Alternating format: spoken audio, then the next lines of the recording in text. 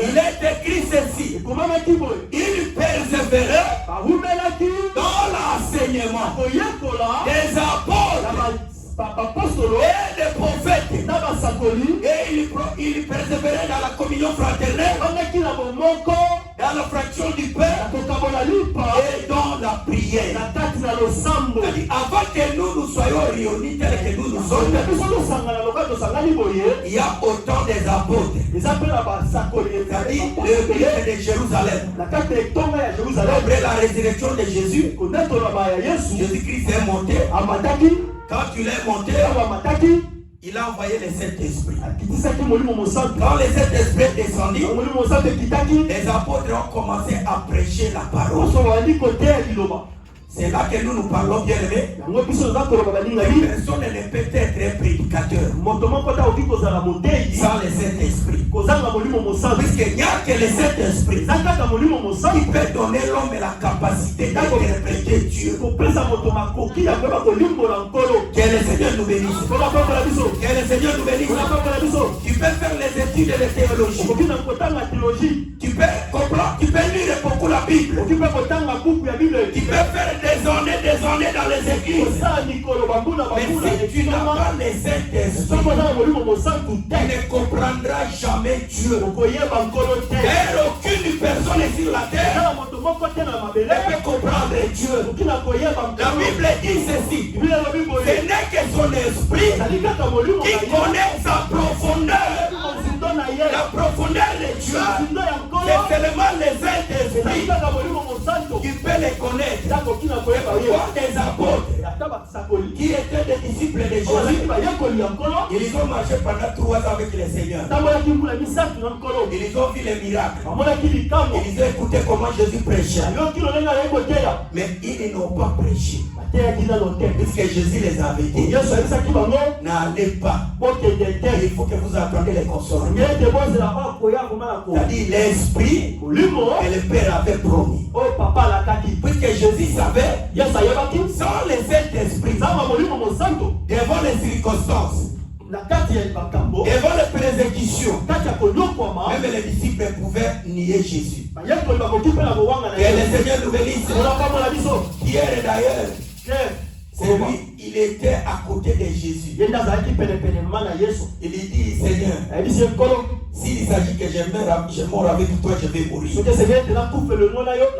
Jésus lui regardant, il dit non. Aujourd'hui, Pierre, tu vas me réduire 3 fois avant que les coqs chantent. Écoutez bien aimé, je vais dire à un homme ceci. Sans les Saint-Esprit, devant les problèmes, tu vas rejeter Jésus. Devant les maladies, tu vas rejeter Jésus. Que le Seigneur nous bénisse. Sans les Saint-Esprit, dans toutes les circonstances, il va rejeter Jésus. C'est seulement les Saint-Esprit qui enlève la peur. C'est lui qui enlève la crainte. Puisque les Saint-Esprit, il dit ainsi aux personnes que tu es réellement la foi du roi. Tu es réellement la foi de Dieu. Que le Seigneur nous bénisse. Que le Seigneur nous bénisse. C'est pourquoi j'ai toujours dit à l'église, au lieu de chercher l'argent, au lieu de se poumoner avec les gloires de ce monde, fais des jeûnes et des prières, marcher à la crainte de Dieu, pratiquer la parole de Dieu et demander le Saint-Esprit auprès du Seigneur. Quand tu as les Saint-Esprit, même ce que tu cherches là, le Saint-Esprit va te convaincre. Le Saint-Esprit va te convaincre. Va te convaincre que tu es l'enfant de Dieu. Le Saint-Esprit va te souffler. Va te dire qu'il n'y a rien qui est impossible. Quelque chose peut être possible aux hommes. Une maladie peut être incurable devant les infirmiers, devant les docteurs. devant Dieu. Il n'y a rien qui est impossible. Et pour que tu sois convaincu, il faut avoir le Saint-Esprit. C'est pourquoi quand le Saint-Esprit est descendu,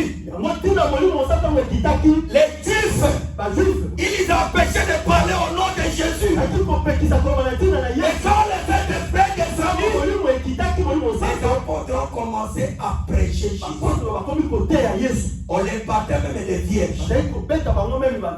Et à la fin, on leur disait de ne pas parler de Jésus. Mais les apôtres, au travers des Saint-Esprit, qui étaient en eux, ils demandaient aux pharisiens, est-ce qu'il est meilleur de vous accepter, de vous obéir ou bien obéir à Dieu? Que le Seigneur nous bénisse. C'est-à-dire, c'est lui qui a le Saint-Esprit. Il obéit que le Seigneur. Que le Seigneur nous bénisse. Que le Seigneur nous bénisse. C'est pourquoi, quand le Saint-Esprit est descendu, la Bible dit les apôtres ont commencé à enseigner. Et tous ceux qui ont crié à leur message, la Bible dit ils persévéraient dans l'enseignement des apôtres. Ils persévéraient dans la communion fraternelle, dans la fraction du Père et dans la prière. C'est-à-dire la Bible dit ils avaient la persévérance. Et c'est ce qui donnait la force. C'est ce qui donnait la puissance. Et l'assemblée locale de Jérusalem. Que le Seigneur nous bénisse. C'est pourquoi nous avons dit à l'église que chaque fois que j'absorbe dans le culte, je participe à l'affaiblissement de l'assemblée. C'est-à-dire, au lieu de venir ensemble avec mes frères, intercéder, prier, écouter la parole, partager nos foi. Mais quand je reste à la maison, j'affaiblis le fonctionnement de l'assemblée. Puisque ta prière est bien aimée, que tu pries ici, ça peut donner la vie à un homme qui veut mourir. La prière que tu fais ici, ça peut délivrer un serviteur de Dieu qui est amputé. La prière que tu fais ici, ça peut donner la vie à un homme qui veut mourir à l'hôpital.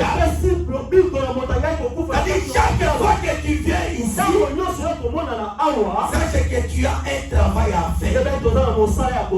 Que le Seigneur nous bénisse. Que le Seigneur nous bénisse.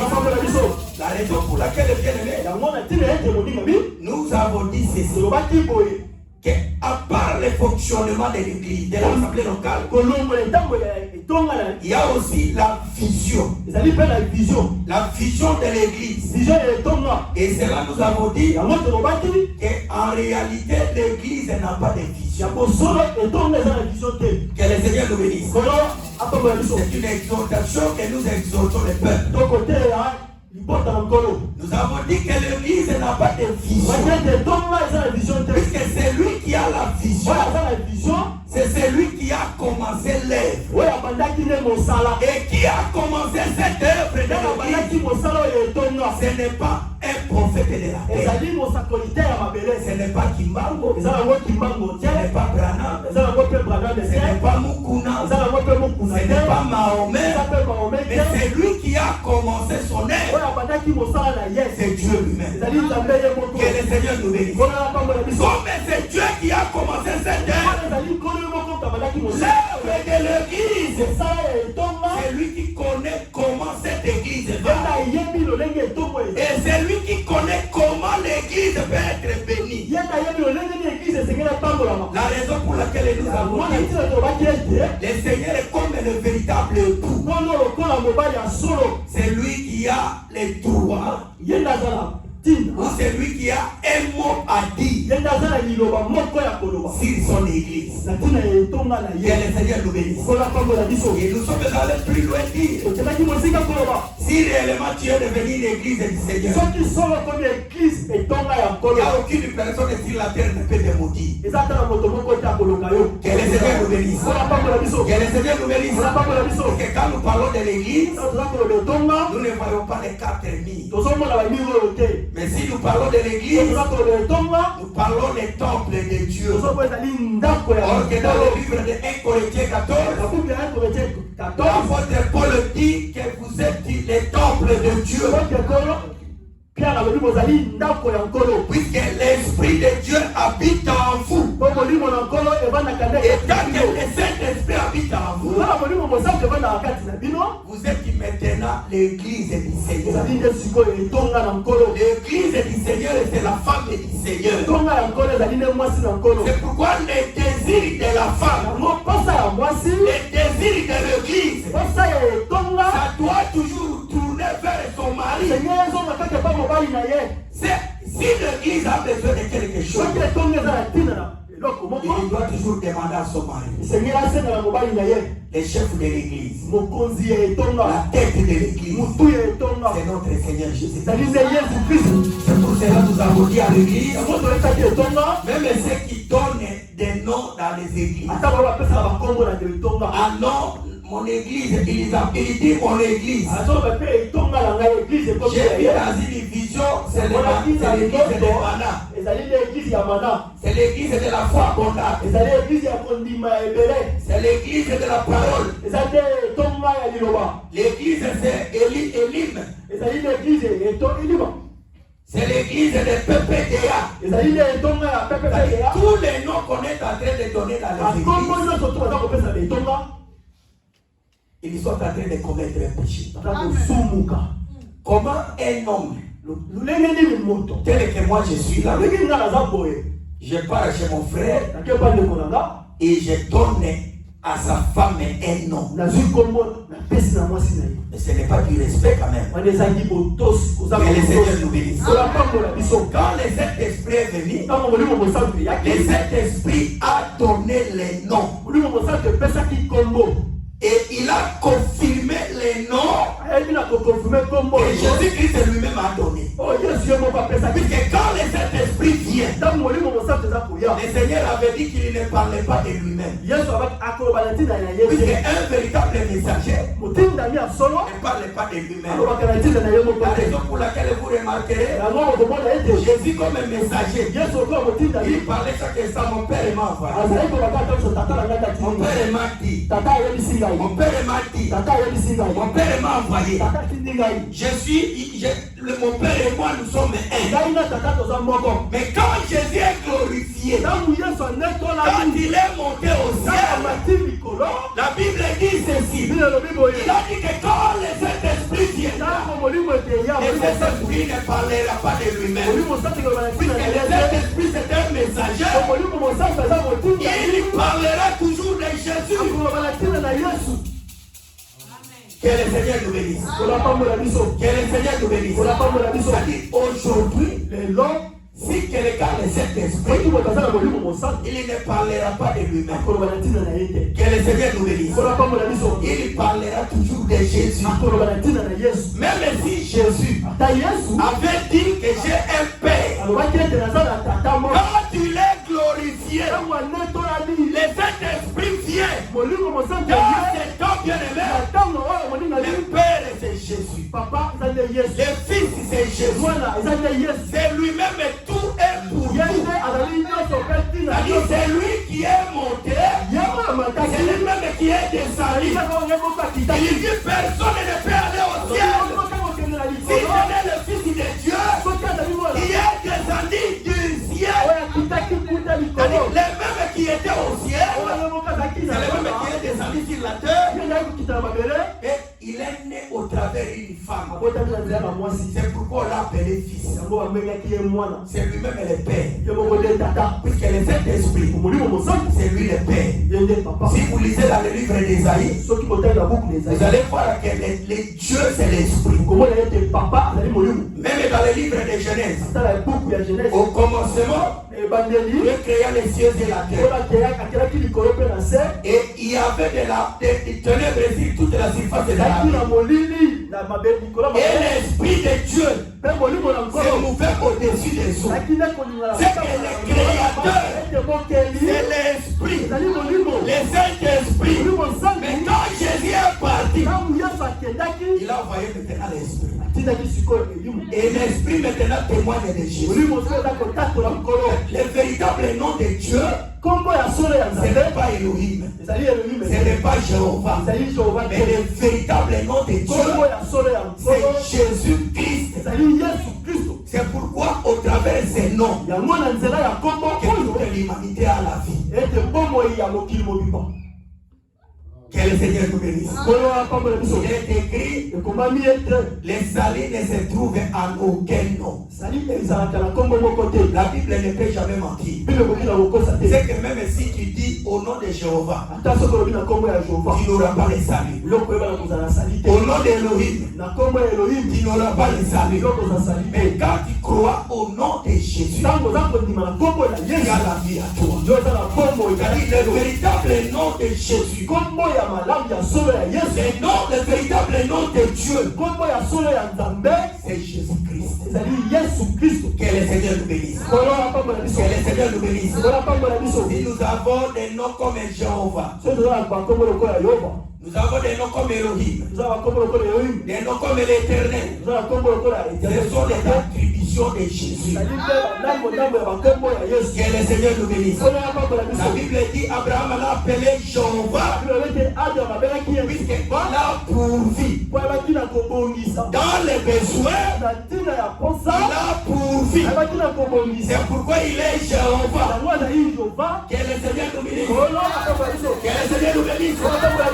S'il est Rapha, ça montre que Jésus guérit les malades. Que le Seigneur nous bénisse. Que le Seigneur nous bénisse. C'est pour cela, bien-aimé, que nous parlons que l'Église n'a pas de vision. C'est lui qui a la vision. C'est Jésus-Christ. C'est lui-même le mari de l'Église. C'est lui qui a la vision. La raison pour laquelle nous avons donné l'écriture de Luc chapitre 22. Où nous venons de lire. Écriture de Luc chapitre 22. Que nous venons de lire. Il y avait un jour que Jésus était avec ses disciples. Et la Bible dit les jours de Pessah devaient s'approcher. C'est-à-dire les jours de la Pâque s'approchaient. Et Jésus dit à ses disciples, il dit à Pierre et à Jean, il dit Pierre et Jean, allez nous préparer la Pâque. Écoutez-moi bien aimé. Pierre et Jean, au lieu d'aller directement, ils ne sont pas allés, mais ils ont retourné vers le Seigneur. Ils ont demandé au Seigneur, où est-ce que nous pouvons aller te préparer la Pâque? C'est-à-dire Pierre et Jean, ils savaient qu'ils ne peuvent rien faire. Ils ne peuvent pas faire ils ne peuvent pas faire n'importe quoi. Ou quoi que ce soit, il faut qu'ils demandent l'orientation à Jésus. C'est là que nous devons à l'église. Une véritable église qui est conduite par le Saint-Esprit. Il ne peut faire n'importe quoi. Il doit toujours demander la vie à Jésus. Et Jésus aime comme ça. C'est lui qui lui demande quelque chose. Où irai-je, Seigneur?